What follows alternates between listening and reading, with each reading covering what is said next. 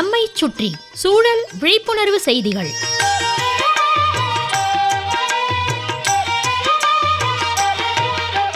அன்புள்ள கிருஷ்ணன் சார் அவர்களுக்கு உங்கள் மாணிக்கம் எழுதும் மடல்.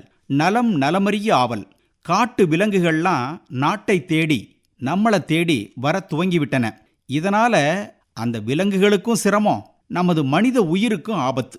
உதகமண்டலம் காட்டுப்பகுதிகளில் அப்பப்ப ஏதாவது ஒரு துயர சம்பவம் நடந்துகிட்டு தான் இருக்கு. காட்டு அரசன் என்ற தகுதி சிங்கத்தை விட புலிக்குத்தான் உண்டு. மற்ற எந்த விலங்கை விடவும் வேங்கை புலி கம்பீரமானது, வலிமை மிக்கது.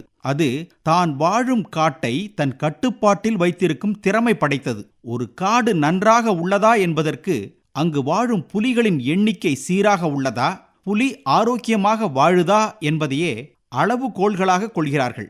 நமது நாட்டில் போடப்பட்டுள்ள கடுமையான வனவிலங்கு சட்டங்கள், ப்ராஜெக்ட் டைகர் போன்ற திட்டங்கள் இருந்தும் கூட புலிகள் இறந்துகிட்டு தான் இருக்கு அல்லது கொல்லப்பட்டுக்கிட்டு தான் இருக்கு. தவறில்லையா கிருஷ்ணன் சார்? புலிகள் அழிக்கப்பட்டு விட்டால் காட்டுல மான்களும் எருதுகளும் இன்னும் பிற கால்நடைகளும் எண்ணிக்கையில் பெருகி செடி கொடி தாவரங்களை சாப்பிட்டு அழிச்சிரும். நேச்சுரல் இம்பேலன்ஸ், இயற்கையில சமநிலை இல்லாமல் போயிடும். செடி கொடி மரம் மட்டையெல்லாம் இல்லைன்னா மழை ஏது, மக்களாகிய நாம ஏது?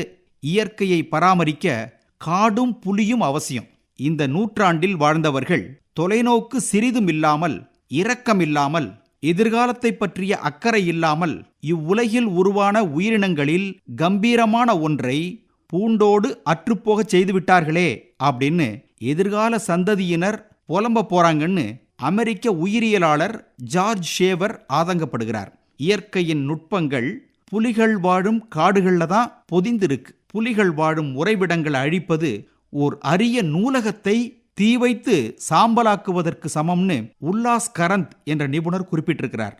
அதனால கிருஷ்ணன் சார், நாம் வாழும் சூழல் நமக்கு எப்படி முக்கியமோ அதே போல காட்டில் வாழும் உயிரினங்களுக்கு அந்த சூழல் முக்கியமானது, அவசியமானது. அவற்றை நாம சீர்குலைக்கும் போதுதான் காட்டை விட்டு நாட்டை தேடி வனவிலங்குகள் வருகின்றன.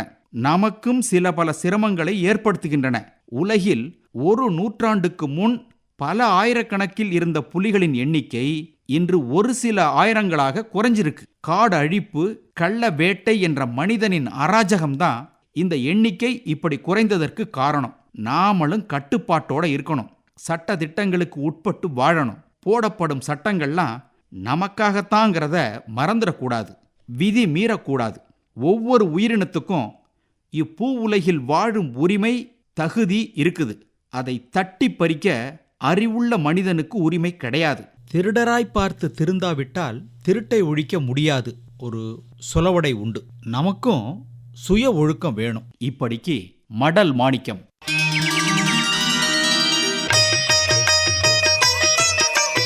நம்மை சுற்றி சூழல் விழிப்புணர்வு செய்திகள் கேட்டீர்கள்.